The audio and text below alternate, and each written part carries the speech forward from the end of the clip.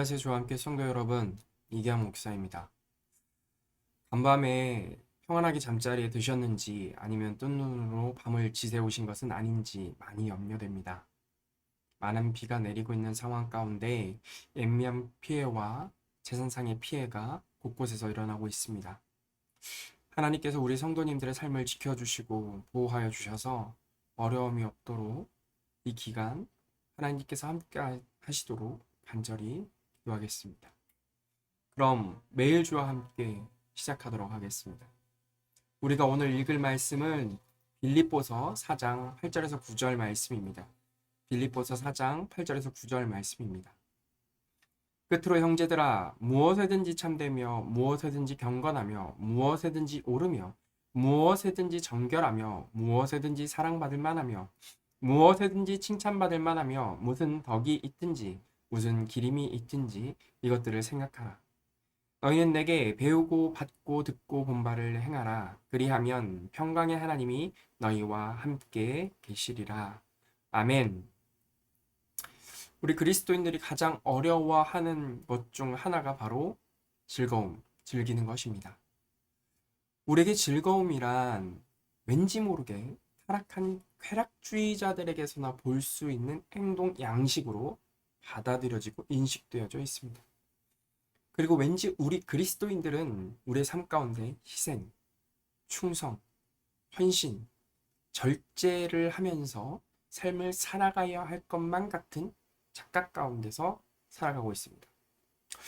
그러다 보니 봉사를 하면서 일정 시간이 흐르면 기쁨이 아니라 왠지 어금니를 꽉 깨물고 참고 인내하면서 섬기시는 모습을 간간히 보게 됩니다. 그리고 그러한 성도님들은 탈진이 점점 가까워지고 있음에도 불구하고 그것들을 때로는 무시하면서 살아가게 됩니다.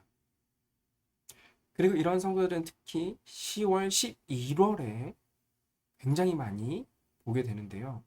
교육부서에서는 다양한 방법으로 연락이 오게 됩니다. 왜 이런 일들이 펼쳐질까요? 하나님과 맺은 건강한 관계에서 누리는 즐거움, 그 즐거움을 경험하지 못했기 때문 아닐까요? 왠지 하나님과 맺은 이 건강 관계에서 누리는 이 즐거움조차도 우리는 왠지 죄 짓는 것 같다라는 생각을 하고 살아가는 성도들도 있습니다. 그러다 보니 하나님과의 건강한 관계 가운데서 맺는 이 즐거움을 온전히 다 누리기보다는 왠지 다른 곳에서 나의 즐거움을 찾고 추구해야 할 것은 아닐까라고 생각하는 성도들도 많은 것 같습니다. 하지만 그리스도인들의 삶 속에서 즐거움을 찾아내고 또한 우리는 그런 즐거움을 맛볼 줄 알아야 한다는 것입니다. 다만 우리가 느끼는 즐거움은 세상에서 말하는 즐거움과는 조금 다른 양상, 다른 방식으로 우리는 접근하고 있다는 것이죠.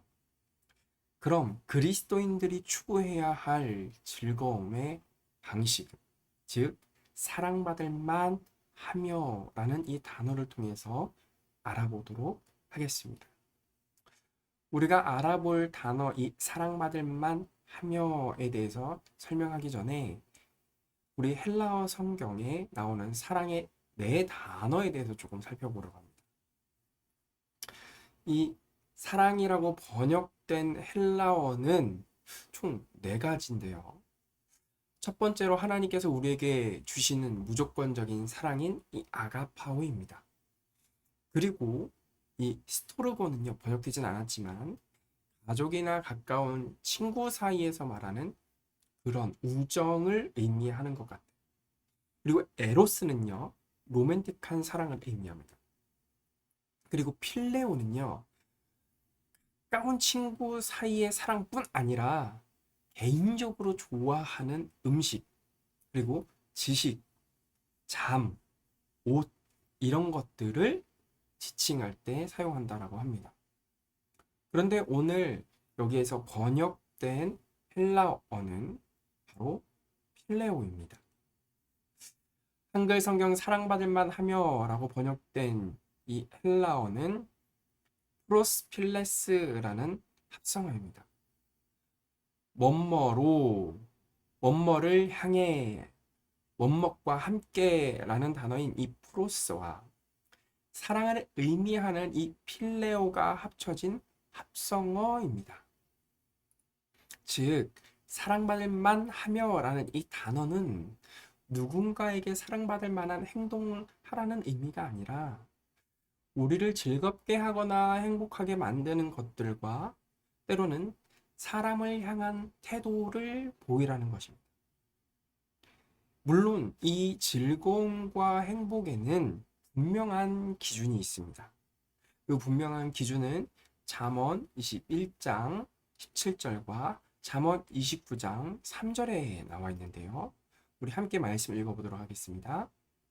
연락을 좋아하는 자는 가난하게 되고 술과 기름을 좋아하는 자는 부하게 되지 못하느니라.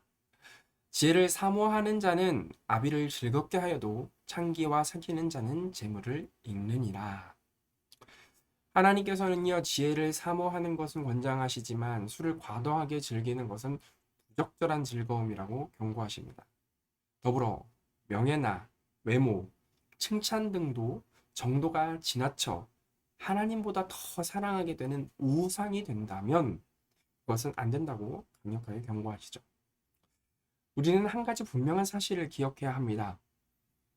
우리가 즐기고 행복하게 하는 것은 하나님께 나아가는 것이냐, 아니면 내 자신을 향해 있느냐라는 이 방향성의 문제를 체크하셔야 된다는 거죠. 왜냐하면 우리는 하나님과의 건강한 관계 가운데서 즐거움을 누리지 못하면 반드시 다른 방향으로 즐거움을 추구하게 되는 죄성을 가진 인간이라는 것이죠. 그렇기 때문에 우리는 하나님 자체, 하나님과의 관계성 가운데서 즐기는 방법을 배워야 합니다. 하나님은 우리가 예수 그리스도를 통해 그분과 올바른 관계를 맺을 때 누릴 수 있는 만족과 기쁨을 찾기를 바라십니다. 이것들이 너무 추상적인가요? 이렇게 얘기해 드릴 수 있을 것 같습니다.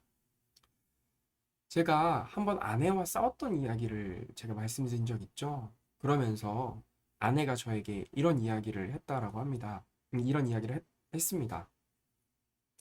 아, 남편이 목사인데 먼저 사과도 안 하냐 라고 이야기를 했었던 적이 있다라고 말씀드렸습니다. 이 사건은 일주일 동안 아내랑 싸우고 다툼이 있고 난 후에 이야기를 안 했을 때 아내가 저한테 했었던 말이었습니다. 근데 그때 문득 그 이야기를 듣자마자 아, 맞다 라고 생각이 들면서 나는 목사인데, 아니 그거에서 떠나서 나는 하나님의 말씀을 따르는 성도인데 내가 그렇게 살아가지 못하고 있다니 라는 것에서 제 자신이 깨어졌습니다. 그리고 먼저 미안하다라고 사과를 했습니다. 제가 말씀 앞에서 무너지고 또 말씀 앞에서 제가 겸손해졌던 사건이었죠. 그런데 그 사건 이후로 저희의 관계는 더 돈독해지고 부부 간에 다툼이 조금 일어날 때 저는 이렇게 생각합니다. 나는 목사다. 나는 성도다. 나는 예수님의 제자다. 제가 왜 이렇게 질문을 하면서 아내와의 관계를 생각할까요? 저는 예수 그리스도를 통해서 하나님과 올바른 관계를 맺어나가는 것을 가장 중요하게 여기는 사람이기 때문입니다. 그 말씀 가운데서 선다면 내가 하나님의 말씀을 잘 따르고 있는지, 하나님의 말씀을 잘 따르고 있지 않는지가 제 삶의 기준이 되고 또 제 행복의 기준이 되더라고요. 그리고 제가 예수님의 말씀을 조금씩 조금씩 더 따라가면서 내 모습이 점차적으로 변하고 내가 조금씩 조금씩 더 어떻게 보면 목사다워진다고 어떻게 보면 더 성도다워지는 모습을 제가 삶에서 보여줄 때 그냥 제 자신이 왠지 모르게 대견하다라고 생각이 들더라고요. 사랑하는 성도 여러분, 이것이 바로 제가 말씀드리는 사랑받을 만하며 라는 단어의 그 원뜻 아닐까요? 정말로 우리가 즐겁고 행복해지는 것, 그것은 하나님의 말씀 가운데 있는 것 아닌가요? 그리고 두 번째입니다. 한글 성경에서 칭찬받을 만하며로 번역된 에우페모스라는 단어를 살펴보기 원합니다. 이 에우페모스는요, 이것도 합성어인데요. 좋은을 뜻하는 에우와 평판이나 소문을 뜻하는 페메라는 단어가 합쳐진 합성어입니다. 그래서 에우페모스는요, 좋은 평판, 좋은 소문이라는 의미가 있습니다. 따라서 에우페모스라는 이 단어를 문자적으로 이야기를 하면 좋은 평판, 좋은 소문이죠. 그런데 이 좋은 평판과 좋은 소문은 언제 만들어지나요? 우리의 평판과 우리의 소문은요, 우리의 모습을 보고 다른 사람들이 세상의 가치관이나 자신의 가치관, 기준을 통해서 판단될 때 얻어진다라는 것입니다. 안타깝게도 우리는 타락한 세상 가운데서 살아가서 좋은 행동을 하려고 하고 좋은 행동을 했더라도 왜곡되어서 보여지기도 하고 오해를 불러일으키는 경우도 많습니다.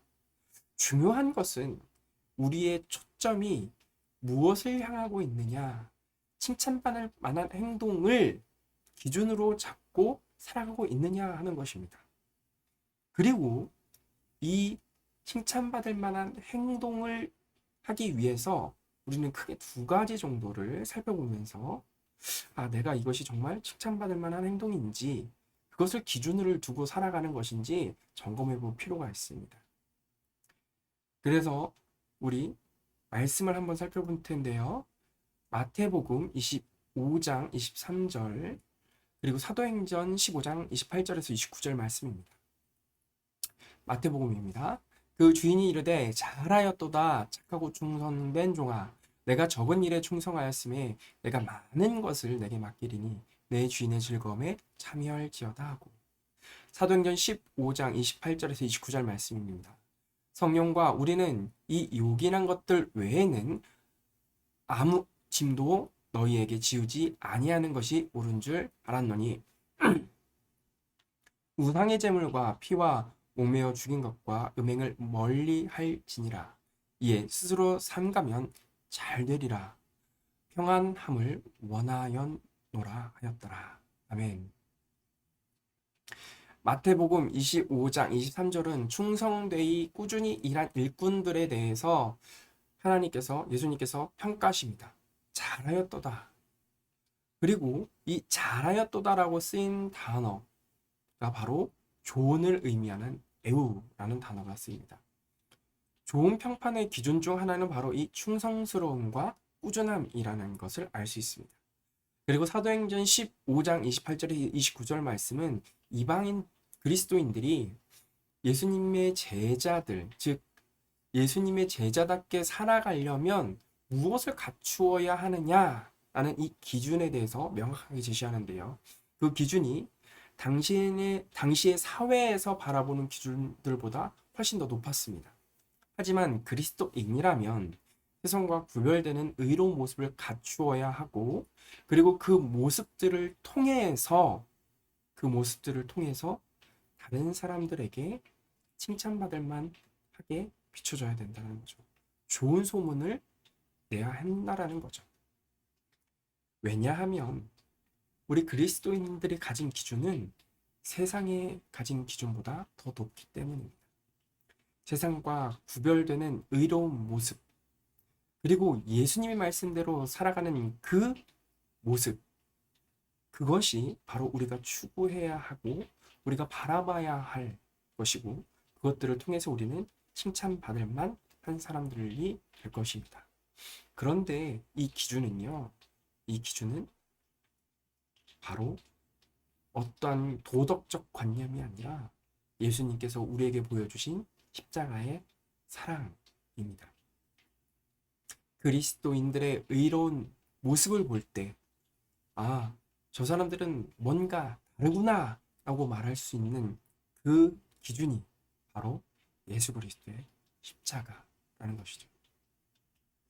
사랑하는 성도 여러분, 예수 그리스도를 통해서 우리는 하나님과 올바른 관계를 맺고 또 그 관계를 통해서 우리의 충만한 은혜 그리고 기쁨을 맛볼 수 있습니다. 그리고 삶 가운데 그러한 기쁨을 맛보시길 간절히 소망합니다. 그리고 세상 사람들이 누리지 못하는 이 기쁨을 맛보면서 충성스럽게 세상이 제시하는 그 기준보다 더 높은 예수 그리스도의 사랑을 실천해 나가셨으면 좋겠습니다. 그래서 우리를 통해서 좋은 평판이, 좋은 소문이 온 세상에 퍼지고 하나님께 영광 돌리는 그러한 삶을 살아가셨으면 좋겠습니다. 우리 같이 함께 기도하도록 하겠습니다. 하나님 아버지 감사합니다. 오늘 우리에게 주신 말씀처럼 아버지 하나님, 우리가 온전히 하나님께서 주시는 기쁨을 예수 그리스도 안에서 맛볼 수 있도록 인도하여 주옵소서. 다른 곳에서 찾는 것이 아니라 예수 그리스도의 그 안에서, 그 십자가의 사랑 안에서 찾을 수 있도록 인도하여 주시고, 또한 우리가 그 안에서 누리는 기쁨으로 말미암아 밖에서 나가 예수 그리스도의 그 십자가의 사랑을 실천할 수 있도록 인도하여 주옵소서. 그 예수 그리스도의 그 십자가, 그 십자가로 말미암아 우리의 삶이 변화되었듯이 다른 사람들에게 그 사랑을 실천하고 다른 사람들에게 그 삶을 살아내므로 좋은 소문이, 좋은 평판이 전해져 하나님께 영광 돌리는 삶을 우리 삶 가운데 이루어낼 수 있도록 주님 역사하여 주옵소서. 주님 감사합니다. 그리하실 예수 그리스도의 이름으로 기도합니다. 아멘. 오늘도 하나님께서 주시는 그 은혜와 사랑, 그 기쁨을 누리시면서 살아가길 간절히 소망합니다. 함께 기도하도록 하겠습니다.